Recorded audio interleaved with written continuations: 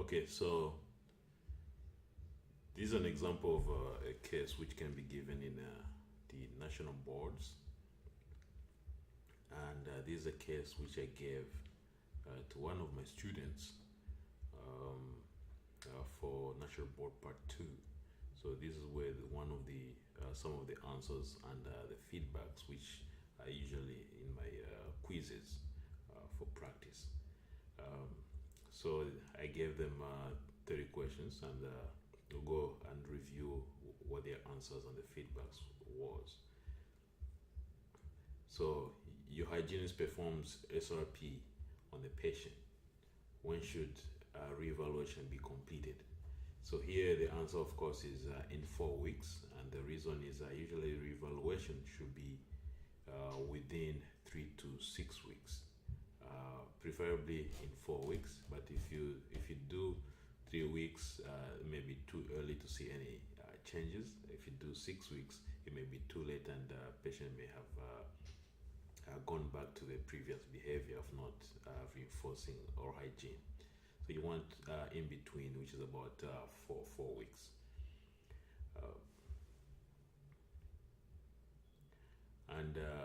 So the second question was in health, the crest of the alveolar bone is approximately if we go to the CEJ. So the answer is usually the crest of the alveolar bone is 2 millimeters if we go to the CEJ.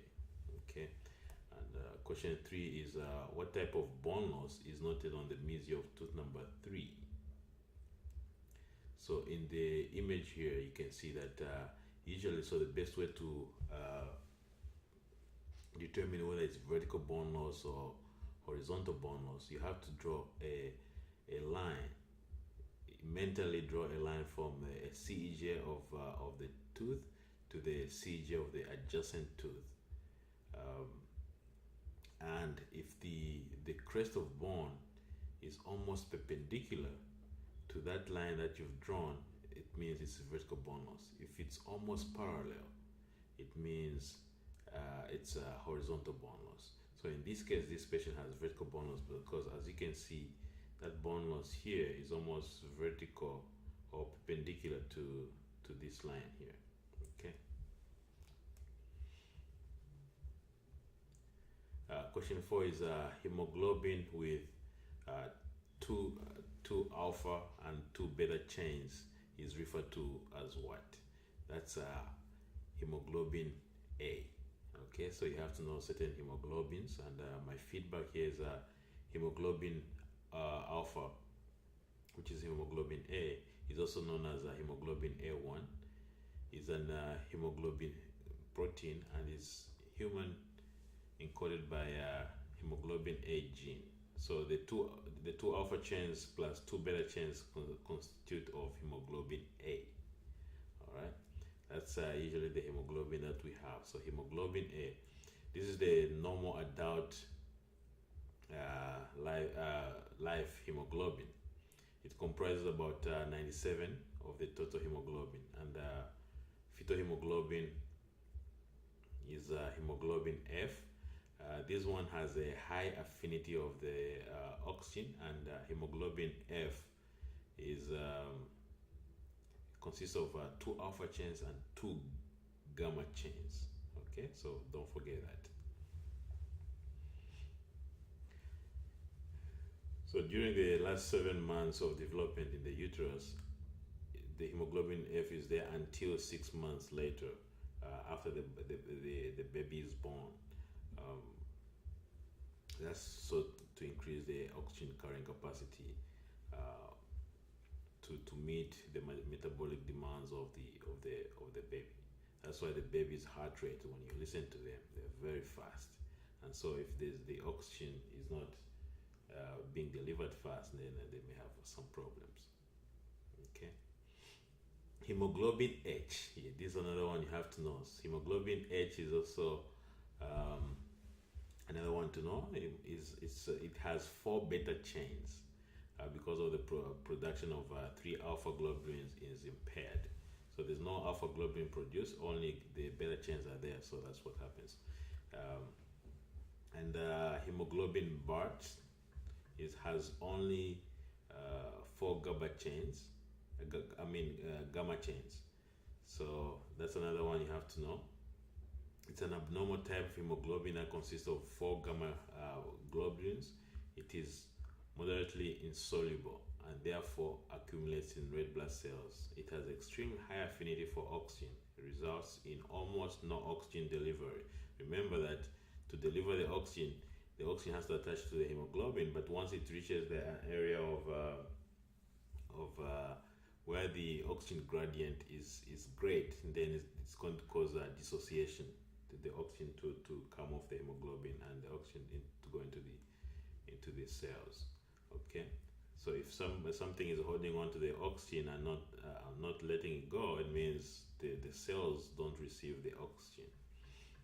That's the same with carbon monoxide. Carbon monoxide has very high affinity of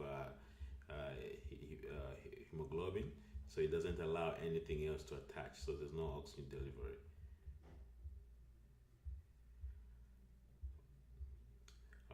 What is the mechanism of lisinopril in lowering high blood pressure? So here, as you know, lisinopril is one of the S inhibitors. So it's an angiotensin converting enzyme inhibitor. And so here you also have to understand the RAS system. So lisinopril is used alone or in combination with other medications to treat high blood pressure. It is used in combination with other medication to treat heart failure. And lisinopril is also used to improve survival after a heart attack. It's an S inhibitor. Remember that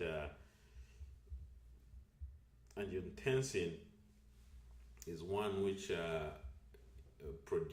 increases the production of aldosterone, and then you have the sodium and water uptakes increased, okay, to maintain the blood pressures.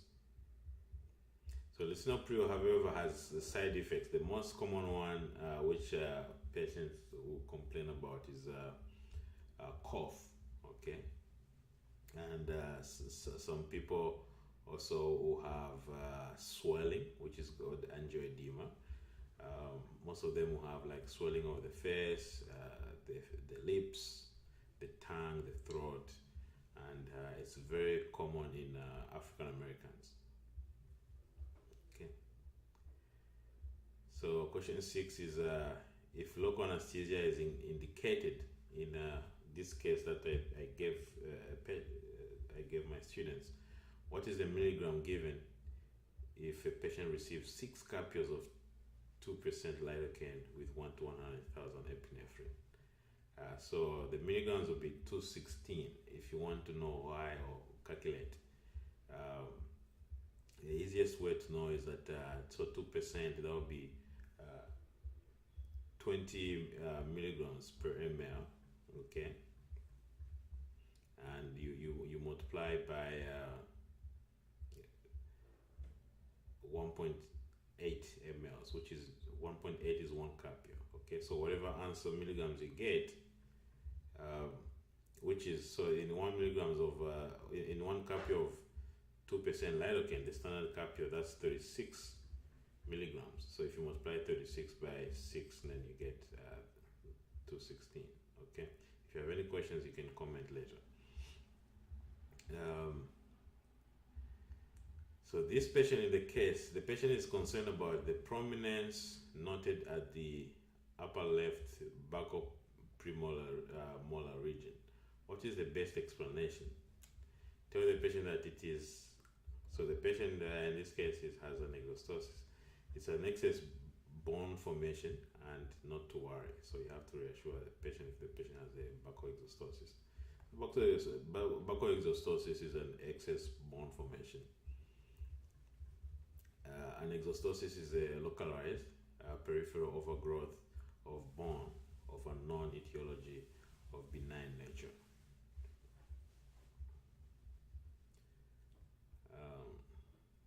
And then the other question is, what is the best treatment option for this patient in the case. So this patient had some missing teeth, and he's a smoker, hypertension. He couldn't afford much of the treatment. So here I recommended removal of partial dentures. Okay. And the feedback is RPD is best for this bartender smoker patient. Dental implants usually not best for patients who smoke, since smoking increases rate of implant failure. Why would you choose complete dentures? Please don't. You don't want to extract the remaining teeth in that case. Okay, so question 9. Your patient presents to clinic and you measure his blood sugar to be 200 milligrams per deciliter. You tell the patient that his blood sugar is too high. What is the normal fast glucose level? So usually it has to be less than 110 milligrams per deciliter. Okay. And also note that here I put this deliberately because you have to know the units. So you can know the numbers, but you also have to know the units. So milligrams per deciliter is the correct answer, not grams. Okay, not this one.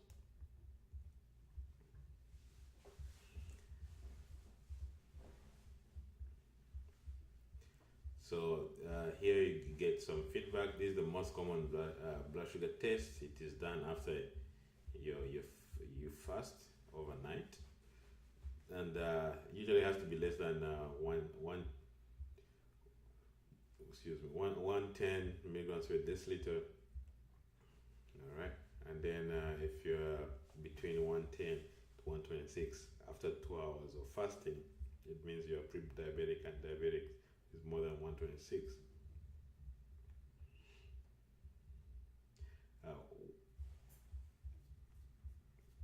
And here, what is the patient's clinical kinetic classification in the maxillary and mandibular arches?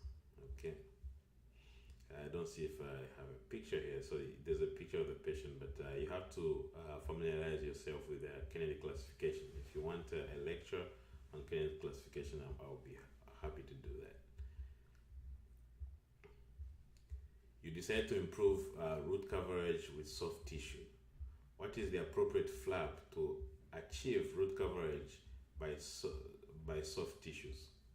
So usually coronary advanced flap is very good at covering the roots to reduce or eliminate the recession.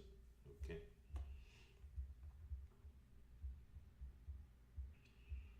Question 12 is: a patient presents for his scaling and root planning. His blood sugar is within normal limit. His recent hemoglobin A1c is 7. What does hemoglobin A1c stand for? Yes, you have to know this. Okay, so hemoglobin A1c stands for glycated hemoglobin. Okay, and glycation, sometimes called non-enzymatic glycosylation, is the result of covalent bonding of a sugar molecule, such as glucose or fructose, to a protein or lipid molecule. Okay, without the controlling action of the enzyme, glycation may occur either inside the body, endogenous glycation, or outside the body, exogenous glycation. It is a haphazard process that impairs the function of biomolecules and does not require the expenditure of ATP. Okay. And question 13. So in the upper left posterior quadrant, what is the most contributor to this patient's bone loss? So extraction of posterior teeth. So when you extract the teeth, remember that usually teeth maintain the alveolar bone. So if you extract, it's going to cause bone loss. Although smoking is a major contributor to bone loss due to periodontitis, this patient bone loss in upper left posterior is due to loss of posterior teeth. Remember that teeth maintain the height of the alveolar bone. The alveolar bone is lost following extraction. Okay. patient is taking Indero. Okay. So the question was, why is the patient taking Indero? So this is a brand name, okay, for propanolol. So you have to know the name for it. The patient is taking this for hypertension, okay? So when you say Indero, don't think of Adderall. It's not the same. That's why I put this just to confuse people here, okay?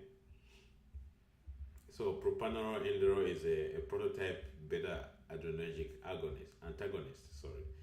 It antagonizes the beta 1 and beta 2 receptors. Therefore, propanolol is not cardioselective. It does not only affect the heart, it affects everywhere where there's a beta 1 and beta 2. It has 90% protein binding and is metabolized in the liver. Propanolol is also used for migraines, especially when you see a child who's taking propanolol. Don't assume that they have hypertension. It could be for migraine headaches. Okay. How many kilograms is this patient? So you have to know how to convert pounds to kilograms. Okay. And here's the formula which you can quickly convert pounds to kilograms. So it's usually you get the pounds and divide by 2.2 and you get your kgs, okay?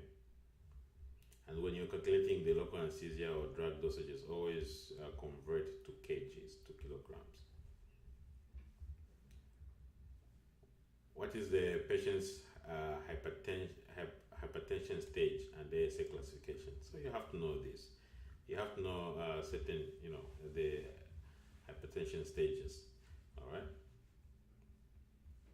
And these are some of our hypertension stages: ASA1, ASA2, ASA3.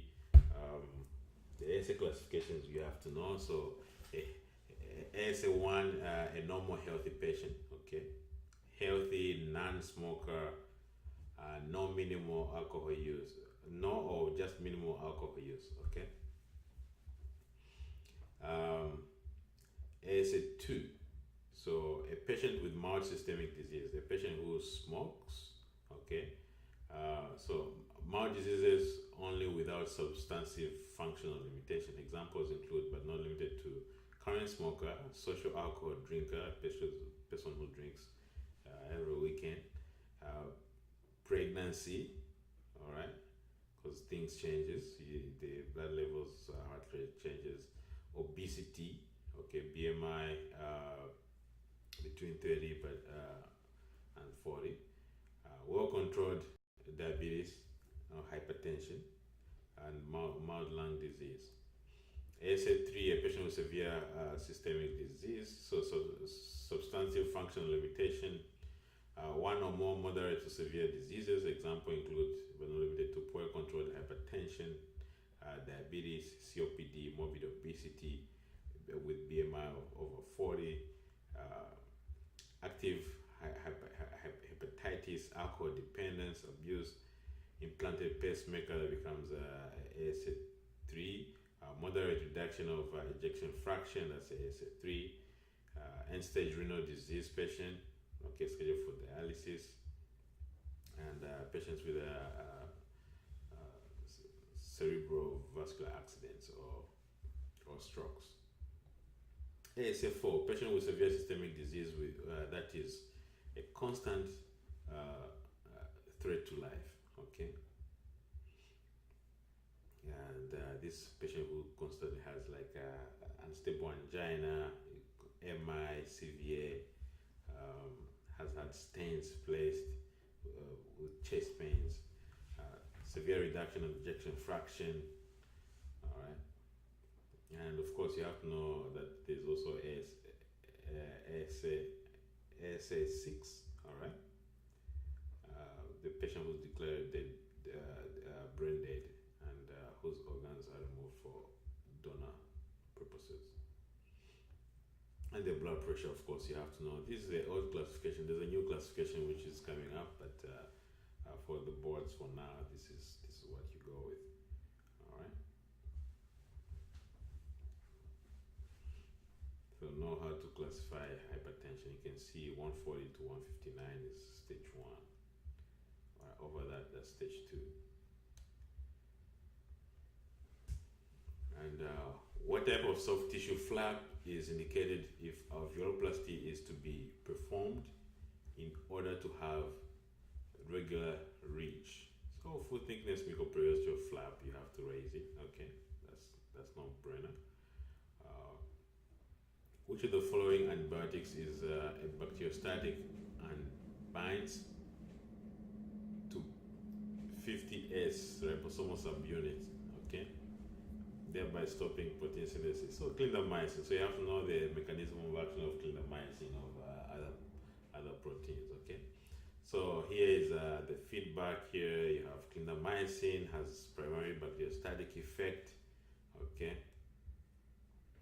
And you have penicillin working the same way. They bind the proteins in the cell wall and prevent cell wall synthesis. Vancomycin also prevents cell wall synthesis by converting diala to diala-dilac. Okay. You have to remember that. Metronidazole, you have to know that it's a nitroimidazole class. Okay, and inhibits nucleic acids. What is the appropriate management of mandibular third molars? This case, there's a picture. So in this case, I just perform craniotomies. So craniotomy is appropriate for this patient. So you have to know when to do craniotomies and when to actually extract the entire tooth. Okay. Due to smoking, the patient is at risk of developing which of the following conditions? Chronic obstructive pulmonary disease. Yes, COPD is one of the diseases that caused by chronic smoking. Okay, so know COPD really well.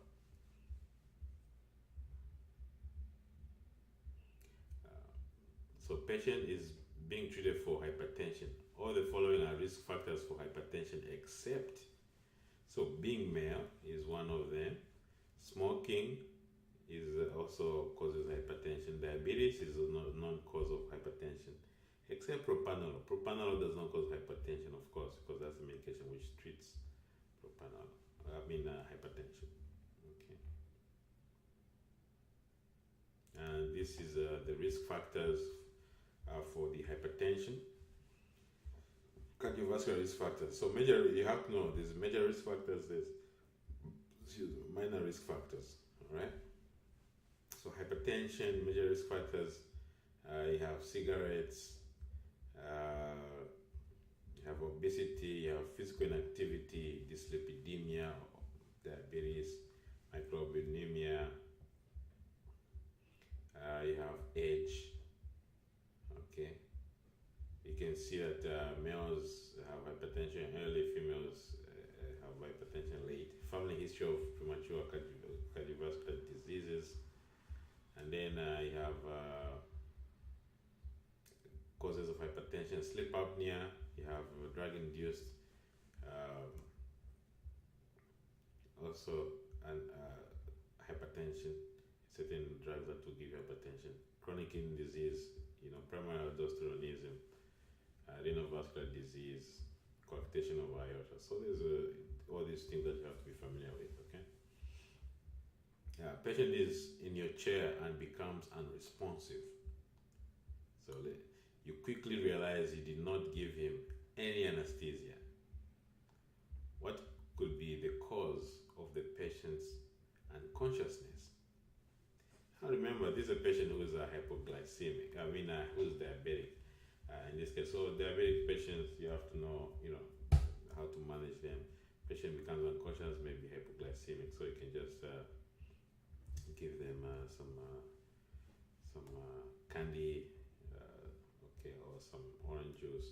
So hypoglycemic coma can occur in patient taking insulin. Some patients don't eat prior to doctor's appointment, but still they take the medication. Okay, they take insulin even though they didn't eat. So this patient probably took his insulin but did not take his medication. He's probably took his insulin but did not eat. That's what I meant. You can give patients glucagon injection, or you can give orange juice or glucose tablets if awake. So what is the problem of beta blockers in patients with diabetes? That's another question which they like to ask. The beta blockers can mask or hide the signs of hypoglycemia, so you can't really see it. So you have to know the symptoms of hypoglycemia. It's shakiness, nervousness or anxiety, sweating, chills and clamminess, irritability, impatience, confusion, okay, including delirium, rapid or fast heartbeat, lightheadedness, dizziness, hunger, and nausea. And there's more, of course: sleepiness, blurry vision, tingling, numbness, headache, weakness, anger, stubborn, sad, lack of coordination, nightmares, seizures, and then you have unconsciousness. Okay. Based on the patient's periodontal evaluation, what is the best clinical perio diagnosis? Alright, so in this case, you have to know how to diagnose perio, and you have to know the diagnosis. Okay, so and how to write it. So generalized moderate with localized severe chronic periodontitis. This is what the patient had. Usually I give these kind of cases just to give you a rundown, because if even the multiple choice it's more like cases. If you know how you know the patient, how to treat the patient, the do's and don'ts, then you'll be fine in this case. The patient presents with his for his scaling and route planning. His blood sugar is within normal limits. His recent hemoglobin A1c is okay. His recent hemoglobin A1c is 7%. What does hemoglobin A1c indicate? So hemoglobin A1c indicates the amount of blood glucose for the past 12 weeks, for the past 3 months, to see how well the blood sugar has been controlled for the past three months. Okay.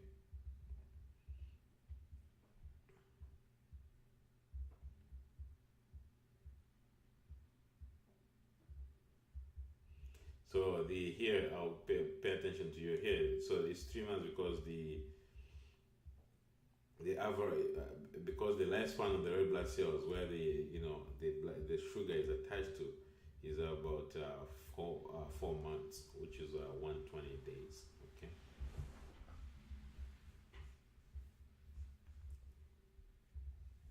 Which of the following medication is responsible for causing angioedema, especially in African Americans?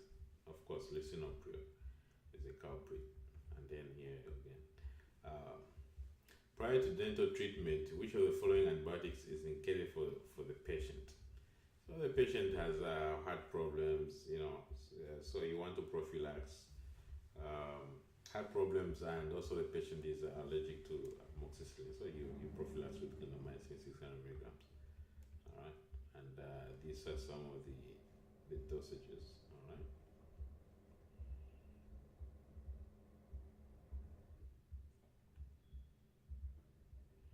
You plan to restore tooth number 4, however, due to history of mitral valve replacement, you decide to prophylax the patient. All the following conditions are indicated for antibiotic prophylaxis prior to dental procedure. Except, so this is an exception question, okay? An except which one? So total knee replacement is an exception. All this you can prophylax here, you can prophylax prosthetic heart valve, history of endocarditis. Okay, so you have to know which one.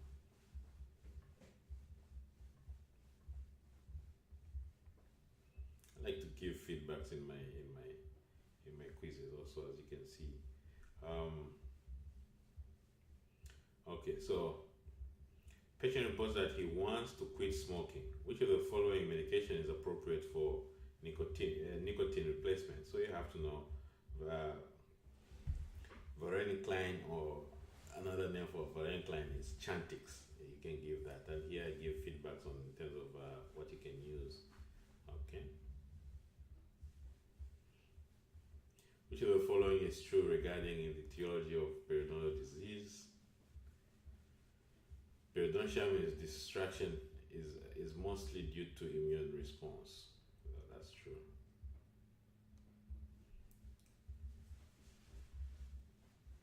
In the panoramic radiograph shown, what is the structure indicated in the arrow?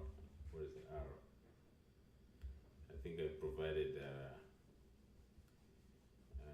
yeah, the arrow. So the malar process. So the malar process of maxilla, they like to ask that a lot, so you can